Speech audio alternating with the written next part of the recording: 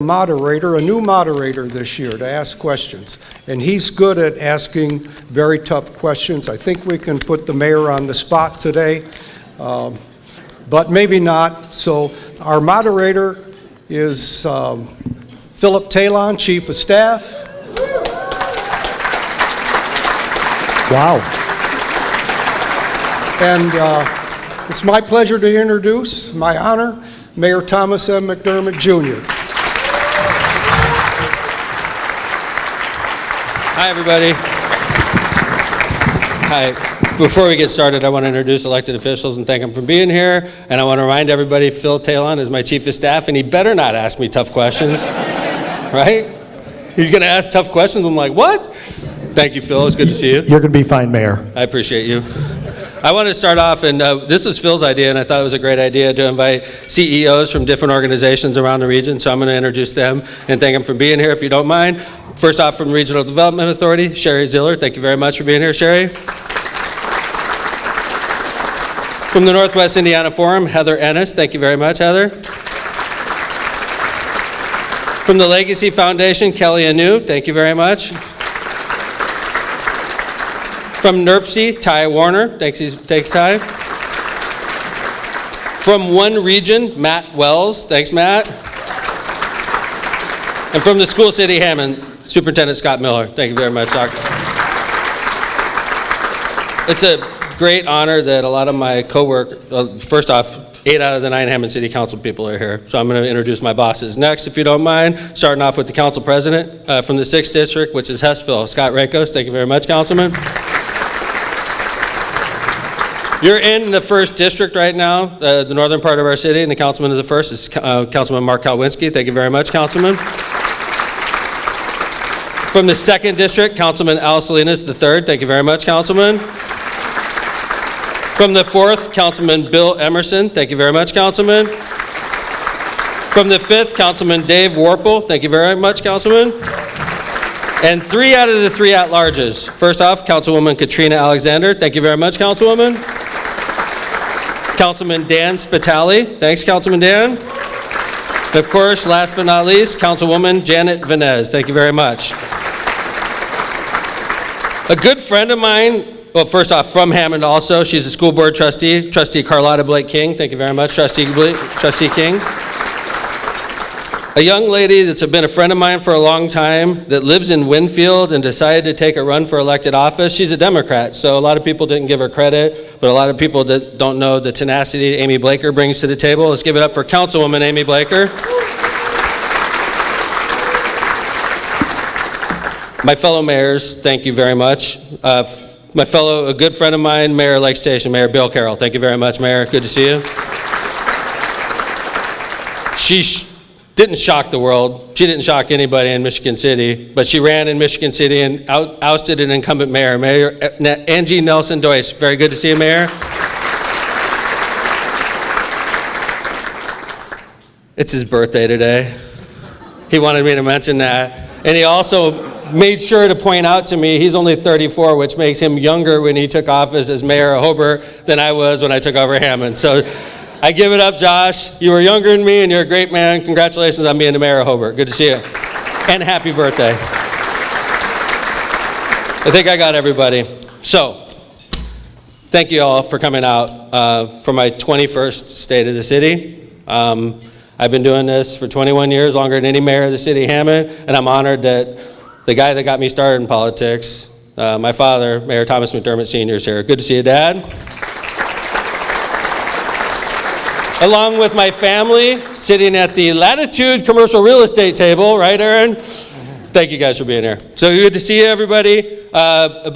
We used to do formal State of the Cities every year. It's required by law. Technically, mayors don't have to do it formally like this. Technically, the State of the City is supposed to be a public statement about the city finances. You have to do it once a year. Holy cow, my son's here. Good to see you, Chase. He was looking right at me. I can't miss that.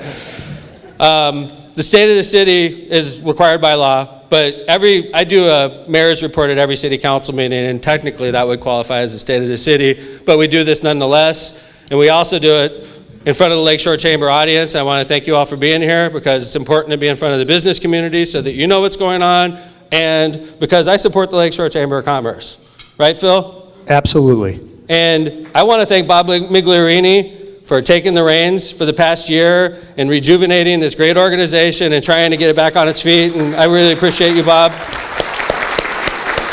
And I would be remiss if I didn't remind you that without the business donations to the Lakeshore Chamber, we don't have a Lakeshore Chamber. And I think Bob's doing a great job, and I know he needs a lot to help, so I promised that I would try to encourage everybody to rebuild this organization. So, you know, it's a powerful and important part of the city of Hammond, so it's good to see you guys and so many people here. So thank you very much. Phil and I met before this. There's no set list of questions, but we do have ideas of what we want to hit. We have exciting things happening in the city. We have challenges as well. And one of the things that's boring about a lot of state of the cities is usually you hear all the positive stuff and you don't really hear about any of the negatives.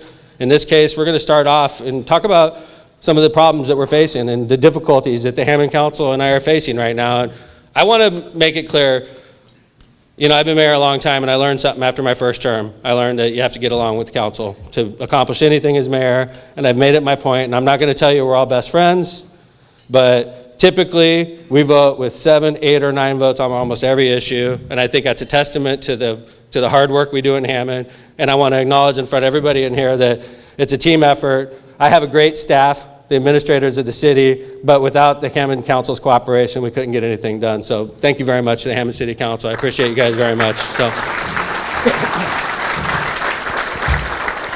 Okay, Mayor, you ready You get to all have the some? initial stuff out of the way? Yeah, you did good. Thanks. You ready to have some fun? Appreciate you. Okay. How long have you been chief of staff now? 15 years. That was a Yeah. pretty quick answer. It's like you're counting. Well, and depending on You've the been question. chief of staff for 15 years? No, I'm sorry. Okay. City of Hammond, 15 years. Chief of staff for a little over 5. Okay. Yeah. Yeah. You've been doing a great job, honestly. It was a joke for a while that I cycled through chiefs of staff pretty quickly, and Phil has broken that trend. So he's done a great job. He's done, honestly, he does a great job, man. I appreciate you, Phil. Depending on the questions I ask you, maybe this will be the last Yeah, year. if you're fired immediately after the event, something went wrong. I mean, it's a good thumb roll. Absolutely. And honestly, Mayor, I just want to say that I'm excited you're here today because so many people told me, you know, you're supposed to be the Lake County Sheriff at this time. So I'm glad you're still in your spot. I appreciate it. They need to do their fact checking. And by the way, if new office furniture shows up to your office, that's going to be returned. That was a mistake. That's not, don't worry about that. It's good that the Lake County Sheriff is going to be the Lake County Sheriff for the rest of the time. I know Oscar Martinez personally. He's a good person, and he's a hardworking sheriff, and I think he's doing a great job. Personally, I realize that's subject to interpretation, but I'm personally very happy that it's cleared up, the traffic violation is cleared up, and life is moving on. I'm personally very happy. I think he does a fine job for us. Absolutely. So, Mayor, like you said, we're going to talk about some of the fun eco-dev projects that a lot of people, I think, are interested in, but let's talk about maybe a challenge first. Let's talk about gaming revenue. Wow, right off, huh? Right off the bat. Okay.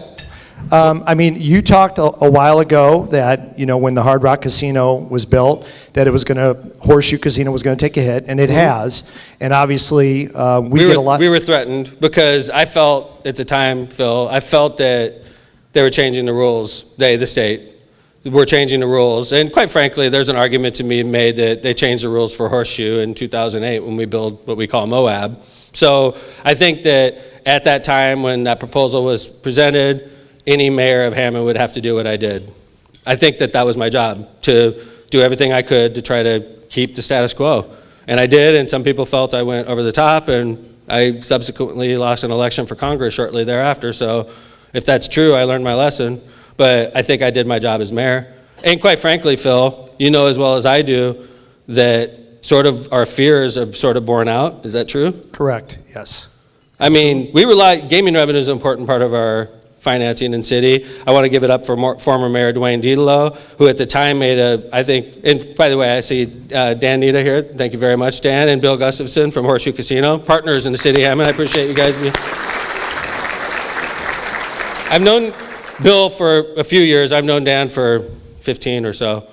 They're good people, and they have a great product. I think Horseshoe is beautiful, and it's a great boat, and it's located perfectly, but sometimes in gaming, everybody wants to go to the new shiny thing. And the new shiny thing right now is Hard Rock. And Hard Rock has some advantages currently that our other boats don't have, other casinos don't have, about taxes and stuff that'll normalize in a year or so. But we were fearful that if the rules changed, it would affect the city of Hammond. I was afraid of that. I knew it would, actually, and it has. I mean, I'm not saying we're turning out the lights and, we can't move on. We have to move on, but it's harder when you're $7 million shorter than you were 3 years ago. And it's not going to change anytime soon. I hope it does, but we're planning on it not. So that's hard. And by the way, everybody knows that our costs are still just as high as they always have been. We're going into negotiations this year with police, fire, Teamsters, operating engineers, and the last time I checked, people want more money, a lot more money. Nobody's asking for 2,222 anymore. They want 10, 5, 3, 3, which is unsustainable for the city of Hammond. So we have a really challenging year ahead of us, 2024, real challenging. I've been mayor 21 years. This is probably one of my most challenging years, just because we are feeling the pinch of shrinking revenue. At the same time, we're coming out of this post-pandemic environment where everybody wants significantly more money. And it's another thing going on in police that I know the chief talks to me constantly about. Chief Andy Short, thank you very much, Chief. There's another thing going on in police departments right now that we've never seen before, where police officers are literally shopping for new jobs. It was unprecedented when I first took office to see police officers with more than 5 or 6 years leave a department.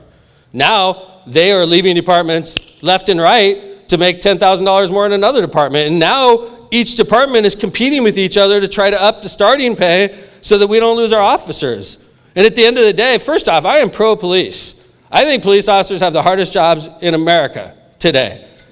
All right? But we are also one of the poorest cities in Indiana.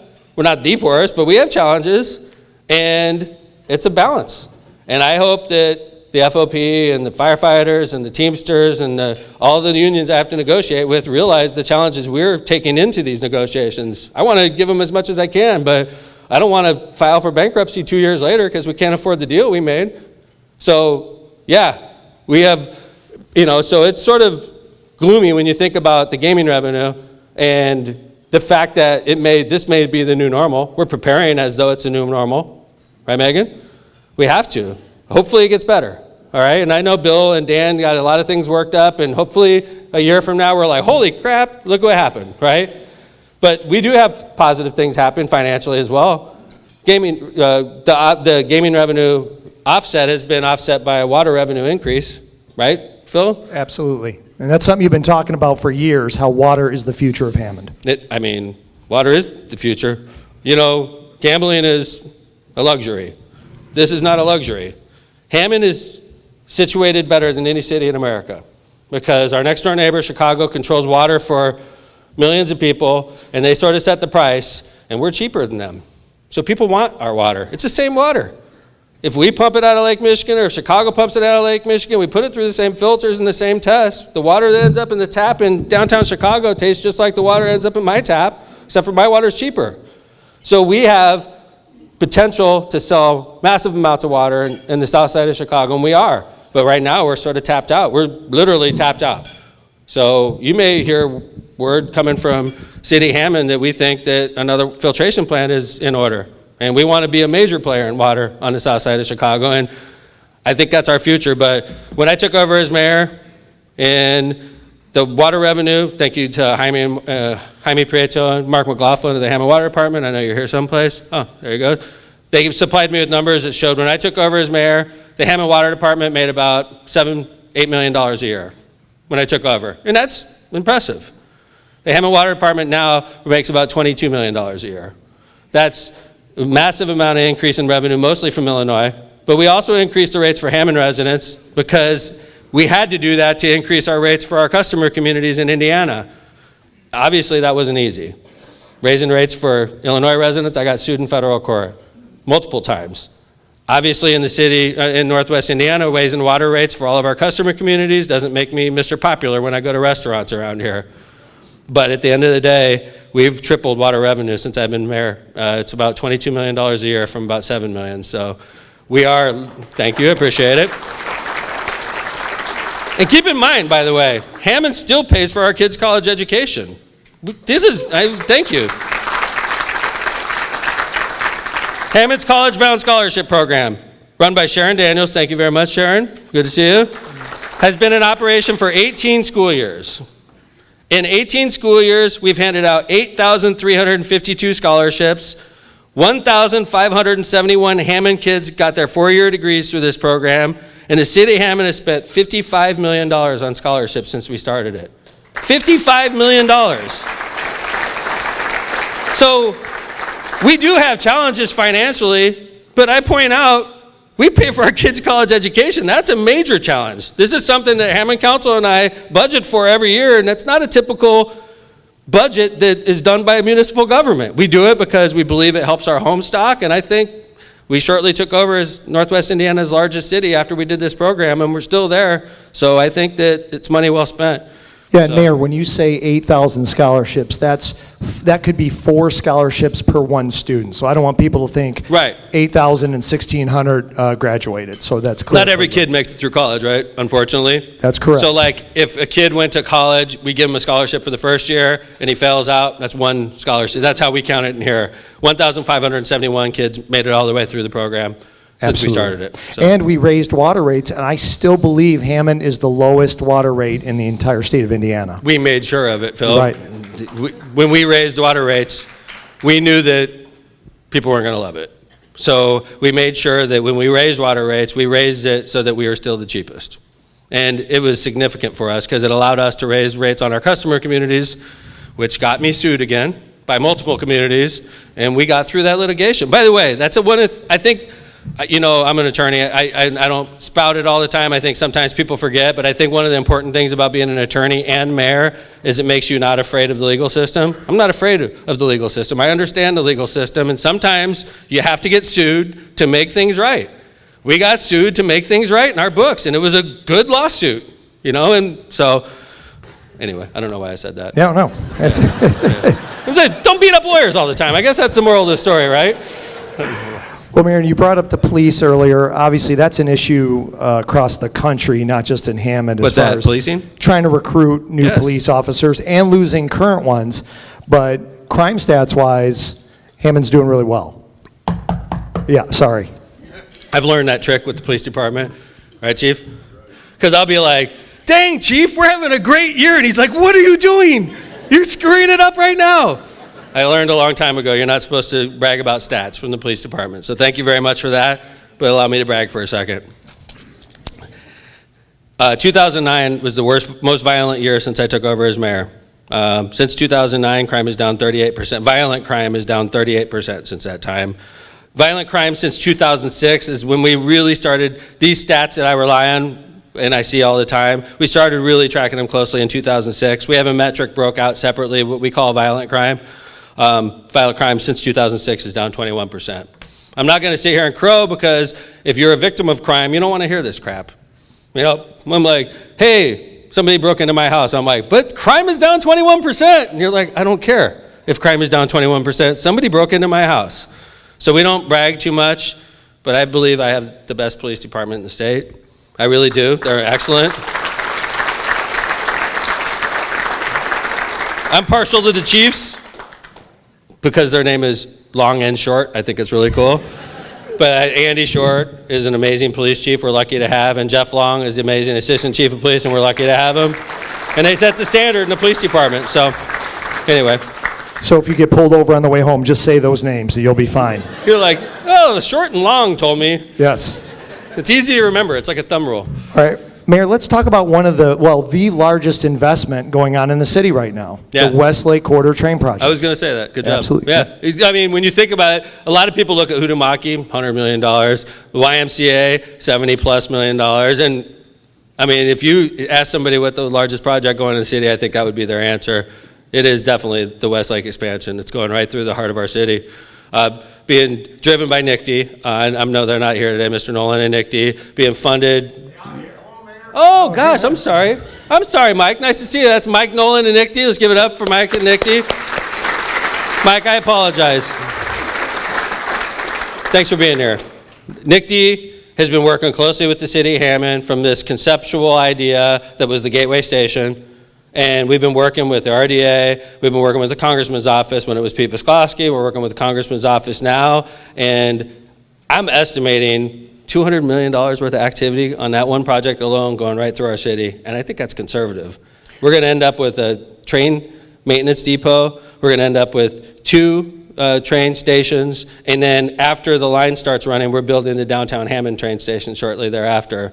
This is a massive project that's bringing in outside money and excitement into our downtown. I've been mayor 21 years. I've said it a couple times already. Downtown Hammond has been the toughest part of our city to sell. It's hard to even put a second. So the fact that we're seeing this interest and investment from private money in downtown Hammond is not coincidental. I know why. They have, and I say this a lot, and I'm going to say it again, I apologize if it's getting old, but it's confidence. My job is to instill confidence. When you're spending $200 million plus downtown, even if I was a crappy mayor, some would argue I am, but even if that was this case, you would still have confidence, because if that much money is being spent in one part of the city, it's going to result in differences. So, Yes, the entire project, by the way, obviously not all in Hammond, is $850 million. So it is one of the largest investments in the entire state of Indiana, and that doesn't include the double track project that's occurring as well. I know the RDA and the Forum are doing so much right now for Northwest Indiana, and that's why I'm so happy to see both of them here today. But there was partnerships like I've never seen before to get this massive investment. Partnerships like I've never seen before, and it's happening. I don't know how often you get a chance to drive around the city, and it's the border between the 1st and the 2nd district, so Hammond residents sometimes, the weird thing about Hammond is people stick to their part of the city. So if you live in South Hammond, sometimes you don't go north hardly at all, but drive around. Do it on a weekend when I'm not working. It's amazing. You get lost in Hammond. I get lost, and I'm like, where am I again? Okay, and you start to find landmarks because everything's been cleared out. We're completely redefining between the 1st and the 2nd district. Downtown Hammond's going to be a positively affected part. So, and I know the Lakeshore Chamber's stationed there. So, Yeah, through the transit development districts, the first time ever, we have access to income tax dollars that we've never received in the past. And through the Forum, we're receiving ready dollars to help us there as well. So both of those are integral to what we're doing. The train goes right by 24 Marble Street. yes, 24 Marble Street. This is another project that's. I got to bust out my notes for this one. I can help Mayor if you need me. And glasses, by the way. I had to run out to my car because if I wanted to read anything. 24 Marble Street, which is right by where the Gateway Station is going to be, $35 million investment, 400,000 square foot spec building built on 24 acres, and it says underutilized site. That is the statement of the decade. It was not used at all. This site is hard to even get to in the city of Hammond. You have to go down a really craggy road, and then you have to go across a railroad track, and you think you're in Illinois. Even people from Hammond think they're in Illinois because you cross this railroad track, and you're over there anyway, and you're just, I am not in Hammond anymore.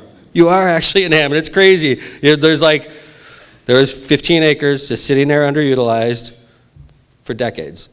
Just completely non-existent. This spec building being built there, all the tax advantages Indiana brings to the table is drawing interest. This spec building will be filled with a multi-million-dollar business, paying taxes into our city, employing people, and it's right there in the heart of the South Shore expansion. So, We worked together with the IEDC. They also gave credits through the redevelopment program to help us with that. So it's always a team that gets those things done. Meets by Lynn's is very close to there as well, Mayor. I would be remiss if I did not recognize my economic development team who's here, led by Ann Anderson. We got Juan Moreno, and we have Melissa Campbell. So good to see them all. Thank you very much.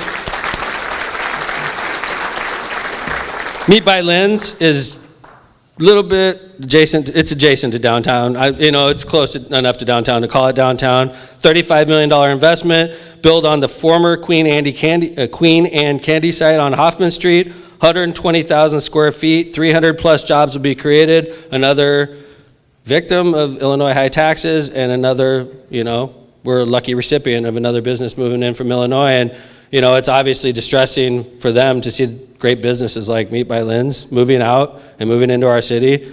I don't know if people appreciate, I listen to CNBC all the time. I love the stock market, and Meat by Lynn's advertises regularly on CNBC. You'll see their logo, and you'll see fine steakhouses across the country. They're going to be stationed right out of Hammond, Indiana. So it's a great project also. You know, our economic development team, and you also, Phil, did a great job to lure them into Hammond. Thank you, Mayor. If we had more buildings and more properties, we'd have a lot more Illinois companies moving over as well. We are landlocked. I mean, to find 15 acres, you have to get creative.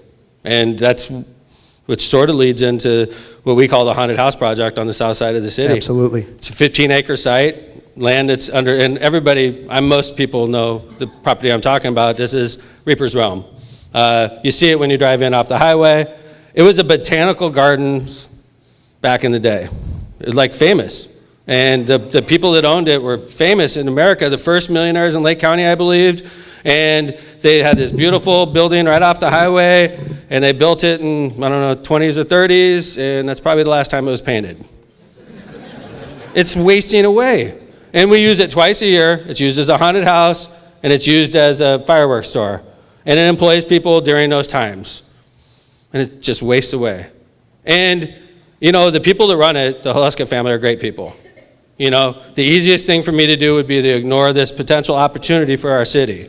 But it's getting harder to ignore that when I have a great councilman in the 4th District. His name is Bill Emerson. He fights hard for his district. And Bill came up to me and pointed something out to me.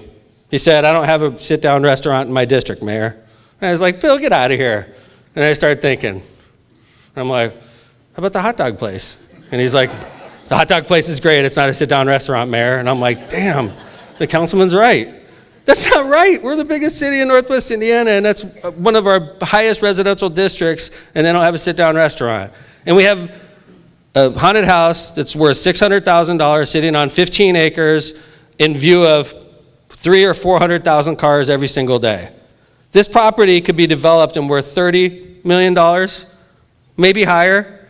All you have to do is look at what we did over at the old River Park Apartments. We bought a River Park apartment complex for $14 million. We developed it. It's worth about $70 million now. I have an old haunted house worth $600,000, run by people I respect and like, but it's worth $600,000 in view of 400,000 cars a day. A good mayor would say, I appreciate you guys, I respect you guys, but I got to do my job. And that's what I'm doing. I'm doing my job. I'm going to make that $600,000 broken down haunted house worth $30 million. Mark my words, and Councilman Emerson, you're going to have at least 2 restaurants there when I'm done. I promise you, okay? That's why, and thank you.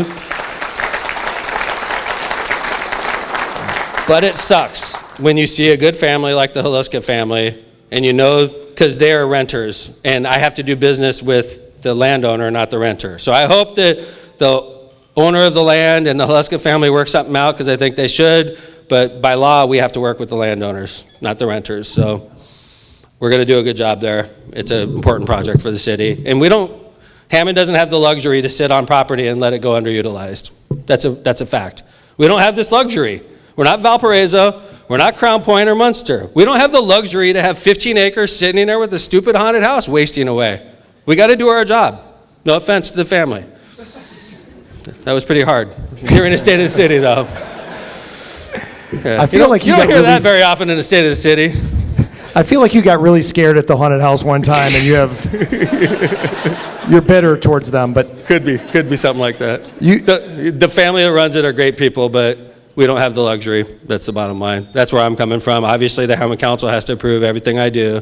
We did an initial test with them. It was a 7-2 vote for us to proceed, and that's what we're doing. So. And sometimes people don't hear the whole story in that. Obviously, the Haluska family does not own the property, and we had been trying to reach out to the owner for years until we got to the point that the city is moving forward today. True. So, you mentioned earlier the YMCA, Mayor, which we know is going to be the biggest in the Midwest. If not, I've heard several times the country, but that depends when it's all built out. Mm-hmm. But that ties into the Sportsplex. Yeah. Which ties into the food and beverage tax. Yeah. Can we talk about that? Sure. First off, our YMCA will be the biggest in the country by about 1,000 square feet.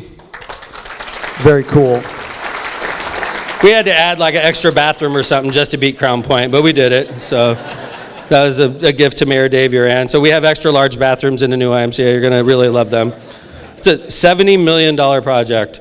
And I would be completely remiss if I didn't point out the Dean and Barbara White Foundation are spectacularly generous. Understatement of the decade. Spectacularly generous? That's pretty good. They donated, when they did the original Y, Phil, 20 million? The original Y was a $10 million expansion, and I think they were matching a certain amount the city did. It's been so long, I can't remember the exact So numbers. the Y, we're talking the Y on Southeastern. Southeastern, correct. And then, within a couple years of opening this brand new Y, the Dean and Barbara White Foundation comes to the city. Phil, I'm not going to ignore your role in this. Phil has this crazy idea. He gets some ideas sometimes, right? Phil comes up to me, he's like, Mayor, I think we should put what is it, Destination YMCA at the former Woodmar Mall. And I was like, Phil, that's a great idea. How are we going to pay for it? He's like, we should ask the Dean and Barbara White Foundation. I was like, wow, like, there's no way, Phil. They're not going to fund this project after they've already done the other Y. Well, I'll be damned, right? 50 million-ish that they're putting up for this project. It's a lot, absolutely. City of Hammond's putting up 10 million additional for this project, and the Dean and Barbara White Foundation and the YMCA are doing the fundraising, and the Dean and Barbara White Foundation are going to be into the City of Hammond $60+ million in a decade, which is spectacular.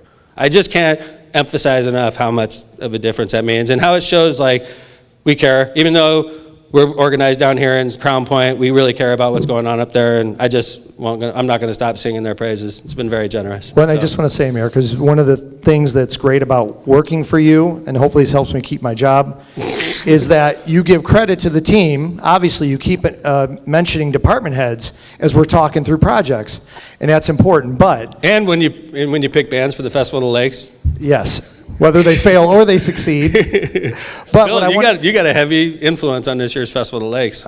I know, I'm a little nervous about that. No, you got good bands. Okay. Phil knows a lot about music, and he helps us a lot with the fest. We're unveiling our lineup shortly, so. But what I want to say, though, Mayor, is at Woodmar Mall, if it wasn't for your vision of purchasing the property when we were Yeah. going through litigation with them Yeah. and taking control, and I brought it up one time that we okay. stopped a few businesses from going to that site because you didn't think it was going to be great for the future of that Gotcha. area. Yeah. That's how we got to the point where we can get a YMCA to go there. I mean, that former Woodmar Mall was appraised at around, it was less than $1 million. And I don't know, what's it worth now? They got the 24-hour emergency room there. They got the Super Walmart. They got the Cabela's. They got the Culver's. They got the car wash. They still have room for another hotel there. I don't know what that's worth, but it's worth a lot more than the former golf course. All due respect, I love to golf.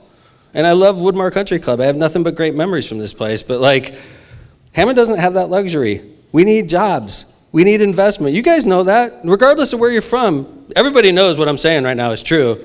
So that when we make moves to better utilize our land, I find myself under intense criticism sometimes. I'll take it. That's my job. But Hammond doesn't have that luxury to sit around, I don't think. I agree, Mayor. So circling back to the food and beverage tax, which is Yeah, what we were going to thank talk you. about with the sportsplex. This isn't a lovely topic, but so this wouldn't qualify as a food and beverage tax, but let's say you go to John L's and you have a meal there. Let's say you eat dinner there and you walk out and your meal is $40. You owe 40 cents under our proposal before the General Assembly right now to a food and beverage tax. That's not a lot of money. People don't have to go out to restaurants. I go out to restaurants a lot. Marissa and I are foodies, okay? But that doesn't mean, we choose to go out to restaurants. If the food and beverage tax was too onerous, we don't have to go out and pay it anymore. That tax, 40 cents or 1% of your meals, raises over $2 million every year for the city of Hammond for 20 years. We could do $30, $40 million worth of work now if that passes. And we have some great ideas. One of those ideas, first off, I want to thank our Northwest Indiana delegation for getting that bill through the House. The Senate, it's pending in the Senate right now. I'm being a very good boy, not pissing anybody off because, if I do anything wrong, that thing's dead on arrival right now. So I'm being really nice, but it's an amazing opportunity for our city on a topic that was not going to happen through the county. So. Downtown train station's getting funded through this. It's about an $8 million proposal. We cannot start building the downtown train station until the actual line starts to run, right, Mr. Nolan? But the day it runs, I promise you. And one thing about NICD they've been great with us on is they literally set aside the exact parcel for us. They know where it's going. We know where it's going. It's going to be right by the federal courthouse, right over there by 18th Street. There's going to be a train station there. We'll start the day Mr. Nolan starts that South Lake expansion. When that West Lake expansion starts, we're in the process of designing this right now. How are we going to pay for it? Food and beverage tax. So, and by the way, that's selling really well in the General Assembly because they love the South Shore expansion there as well. So that was also Phil's idea, by the way. Holy crap. You're giving me way I'm going to too stop much giving Phil credit right now. here. I am going to be fired after That was this. your idea. That was a good one. But all the money has to go towards tourism projects. Yes, sir. And so, they say every dollar of tourism gets redistributed several times, which means every hotel and restaurant and small business is going to see exponential benefit from this. And we have other ideas for the food and beverage money as well. The Sportsplex, for instance. I know Kim Roberts is here from the Hammond Sportsplex. Interesting facts about the Hammond Sportsplex. $1.2 million in revenue last year. $1.2 million in revenue. That's like popcorn and Gatorade. Can you imagine how many people go through there? That's why I put my picture in the front door. I'm like, holy crap, there's a lot of people that go through here. Just kidding. It's appropriate, right? 1.2 million in revenue last year. We are looking, and if you look at the numbers, and we break out the numbers like any business person would, and what you see is Kim is doing really well with our Traditions program. Is that the name of it? With the volleyball? Sorry, the Velocity program, and we're really starting to establish a name for ourselves, and that's where the money is right now.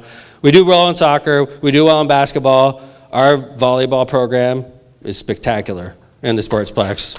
Yes. And I'm not dismissing the other sports and their importance, but it seems like the Sportsplex and volleyball are going hand in glove, and we're in the process of trying to expand that ability so that we could host national type of tournaments and bigger tournaments than we're hosting. And we're hosting college level tournaments already, but we want to get bigger. Down by Indy, they have a real big sports complex. We want to be the other one. And we're the major player in the Chicagoland area already. So we want to use food and beverage tax money to expand on that as well. I believe we had over 70 plus teams this past weekend there, volleyball teams, and that there was maybe 40 that we had to turn away just because we're not big enough yet. Yeah. So this project could put us in position, obviously, for some fantastic tournaments in the future. By the way, if people have questions, Mayor always likes to take one or two questions from the Sure. crowd. So if somebody has one, you can I have raise no your problem hand. with that at all. But Mayor, why don't we'd be remiss if we didn't talk a little bit about the Quantum Corridor? I would love to. Please. Tom Dockage is here, so I know he'd love for you to. Yeah, Tom Dockage, Matt Reardon from the Quantum Corridor. Good to see you guys. I think I was asked a question by a reporter recently, and I don't know if it got printed. It was Jerry Davis, so if you see it, shout out to Jerry. He said, Mayor, what do you think is going to be the biggest difference in Hammond 10 years from now? And I answered real quick, because I've been getting briefed on this. My economic development team is doing a good job getting me information along with Mr. Dockett and Mr. Reardon about this Quantum Corridor. There's a data center in Chicago. This is I'm a lay person. I'm explaining something I don't really understand. I'm trying to get heavier on. But we have access through our data center and the population of people we met with the data center, including Mr. Dockett. We have an opportunity to tap in through downtown Hammond into this data center that has quantum level computing, which is unique. There are not many places in America you can get this level of computing power. And one of them is on Cermak Street in Chicago. And they're going to establish a node next to the University of Chicago, which makes sense. Thank you to Matt Wells from One Region for explaining this to me as well. And then once they leave University of Chicago, we're pretty close to Hammond. They want the next node to be in downtown Hammond, which is shockingly amazing. I can't even understand what this will do. But from what I'm being told, it's going to be educators, it's going to be people that need access to this really high-tech, data center. I'm running out. Sorry. I should just give the microphone to Dockett at this point. Is this where your great chief of staff is supposed to chime in? Yeah, that'd be great. That's where I didn't. I was giving you the signal. Oh, sorry. Yeah. No, you're 100% right, Could you Mayor. Tom, help me here. This is unprecedented. Tom Dockett speaking during the... You understand it as well as I do. That's it, yeah. It's a fiber line This is Mr. Dockich from the Quantum Corridor. Nice to see you, Tom. Thank you very much. He built the data center. The first data center in the state of Indiana was built in Hammond, Indiana, through a partnership that City Hammond did with Tom Dockich. So it's good to see you again, Tom. Thank you. I'm going to cry. This mayor is the best mayor in the United States. I've Clip never met that a part mayor. right there. Just stop it right there. So Kevin's going to blush here for a second. So there's a bunch of fiber that runs underneath the toll road. When you guys approved us having a data center in thank you, State Line used to be, we bought the fiber and we made certain that the fiber was connected. What downtown Hammond has done, P&W, Matt Wells, Tom Kean before, Chris, is to make it a fertile ground so we could put in a massive amount of computing into that center. The Roberts Impact Lab will be a big deal, but it doesn't happen but for the investment that you've made in making downtown an area where people want to go to.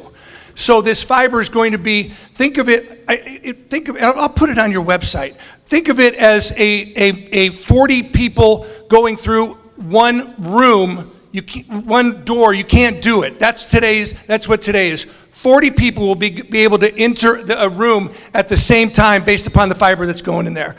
It doesn't happen. It, honest to God, doesn't happen, but for the fact that downtown Hammond works.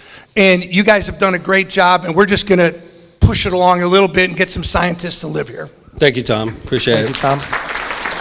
And so if downtown Hammond is considered a node, and Tom has a right-of-way that goes all the way across northern Indiana through the Indiana Toll Road, think of all the potential customers that could be linked up along the Indiana Toll Road to this quantum speed technology. It's an amazing opportunity. And as horrible as the whole situation was with the hospital in downtown Hammond, I always say we don't find acreage available very often in our city, and suddenly we have a proposal from the Quantum Corridor, we have a big acreage of property available in downtown Hammond, which isn't a far stretch from the University of Chicago. I'm very optimistic that we're moving in the right direction in downtown Hammond. I'm very optimistic, so I appreciate everybody's work in this. There's so many people in this room now that had something to do with it, but between the investment made by the federal government, the state of Indiana, Nick D's hard work, the region, RDA, the forum, everybody came together, and now look at what we've done. We're going to spend $1 billion once this project's over, and it's not our money, it's the federal government. It's amazing, so thank you for bringing that up. And, Tom talked about downtown. We'd be remiss if we didn't bring up the Bank Calumet, our first residential Yes. market, right? There it is. Thank you. I think that was Anastasia that started clapping first. It's the bank. That's the name of it. It's bank with a C, right? Correct. Is it, because like in law, when you see bank with a C, it's called bank. Is it the bank or is it the bank? It's like Crazy Kaplan to use K's. I think they're doing the same concept. Okay, so you're supposed to say the bank. Yeah. Okay, it's the bank. The bank project in downtown Hammond. I have it right here. The bank with a C, $28 million investment. 100 plus units, 7,000 square foot retail space on the bottom floor, 25 permanent jobs, pre-leasing to tenants in the spring of 2024, which is awesome. That building was empty for a long time. Now all of a sudden, $25 million is getting invested into it, and people are going to be able to have the opportunity to live in apartments in downtown Hammond. First residential apartment building in downtown in how long? Forever? Never? I don't know. I don't remember an apartment building. New, because, yeah. I think it's the first. Yeah. And I used to work in that building back in the day when I was Bank Calumet. Yes, sir. So yeah. it means a lot to a lot of us that, that building was very important. So to see it reused is great. Yeah, it's awesome.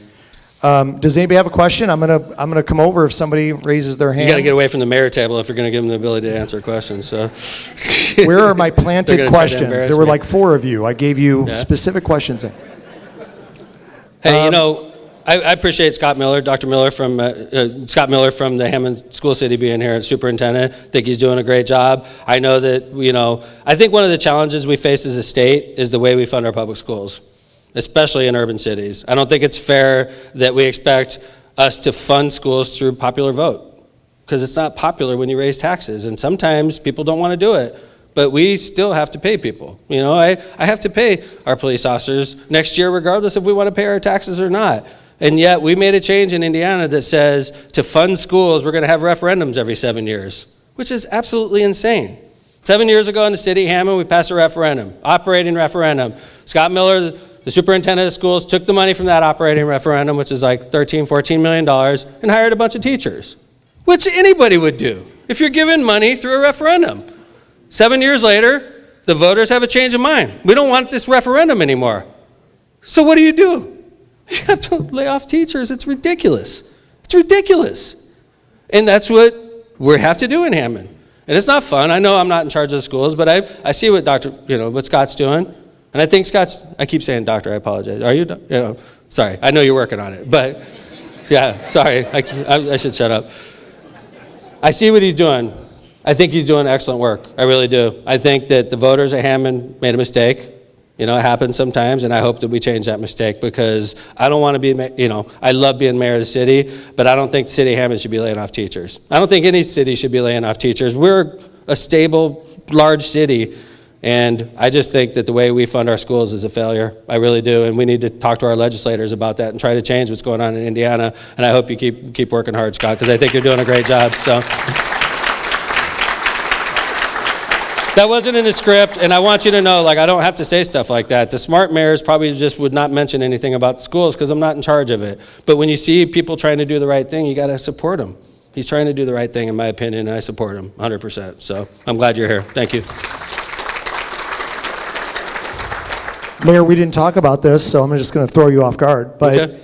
I know the new chancellor for Purdue Northwest couldn't make it, but PNW keeps expanding in our city. We have two great universities in the city of Hammond we got to keep in mind, all right? Because Absolutely. especially when I'm going to say the city, but I went to PNW, but I'm also very lucky in the city of Hammond. We have two great universities. Calumet College also is in our city, and I think both are. Calumet College recently made a large investment into the dormitories in their campus. I know they're filled, and I appreciate Dr. McCormick and what she's doing there. And I know Purdue Northwest with the new chancellor is doing a great job. Chancellor and I have met already. We've had, actually multiple discussions. One of them about the quantum corridor and about roles that Purdue Northwest could play in that.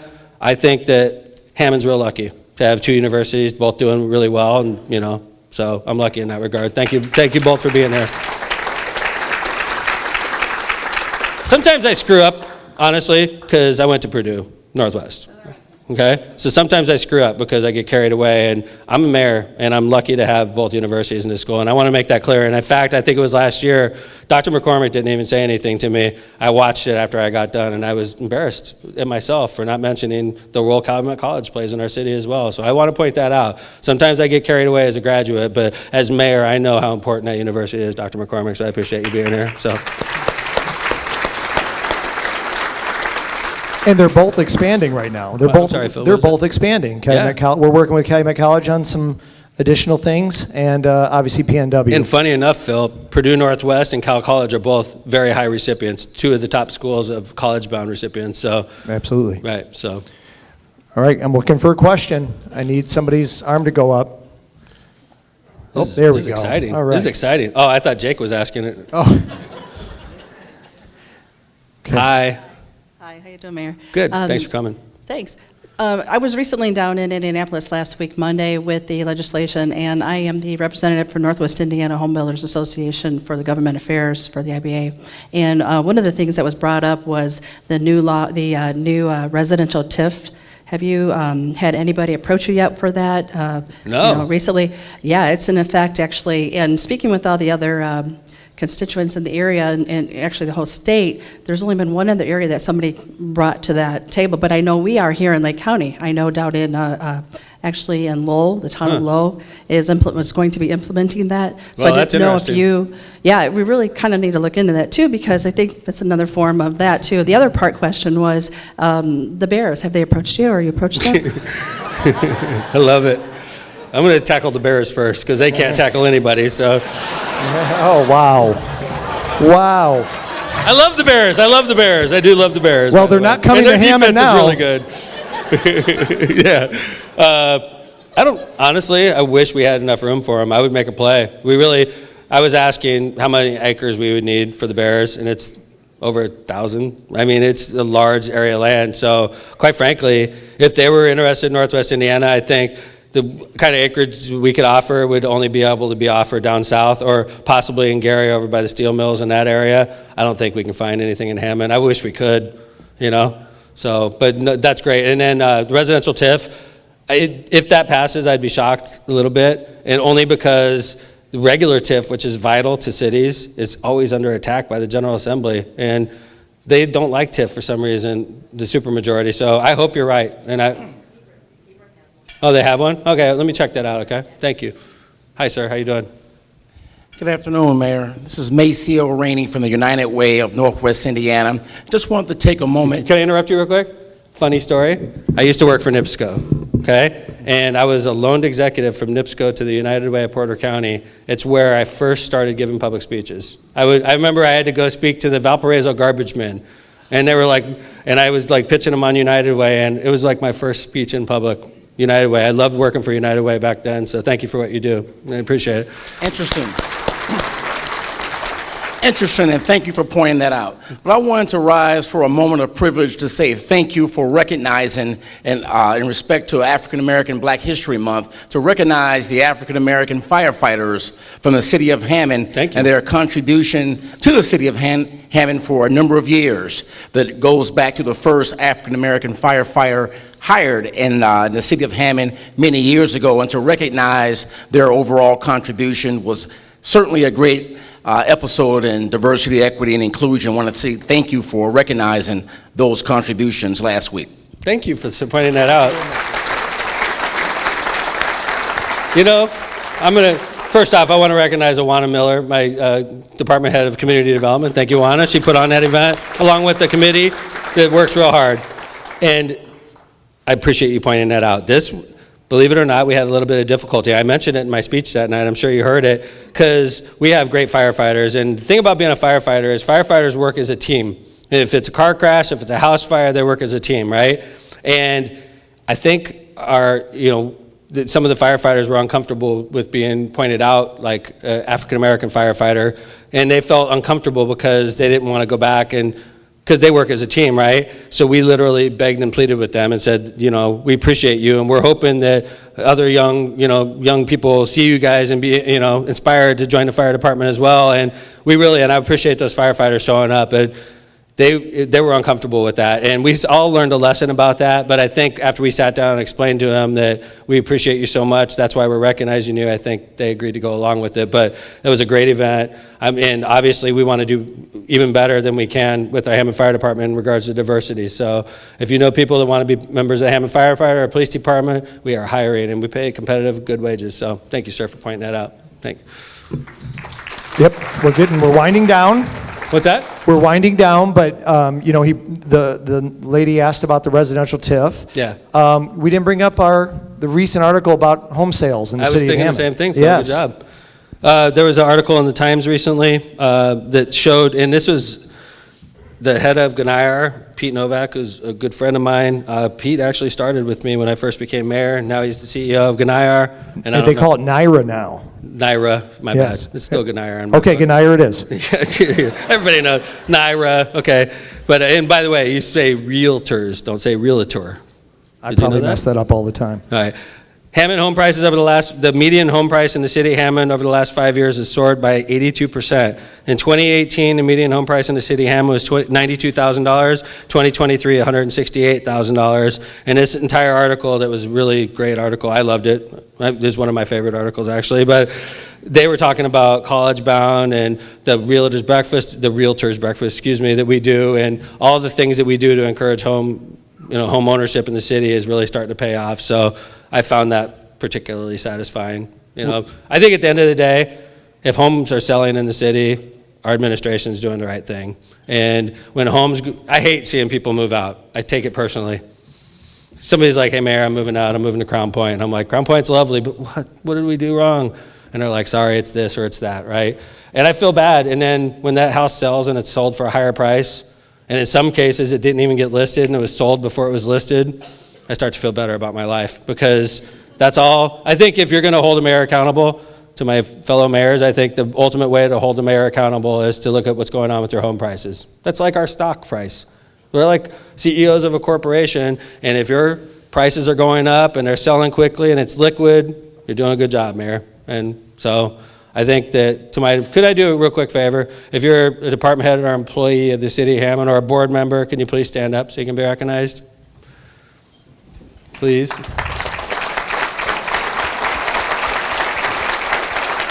I put all my friends closest to me, so it's like, you guys are the inner ring.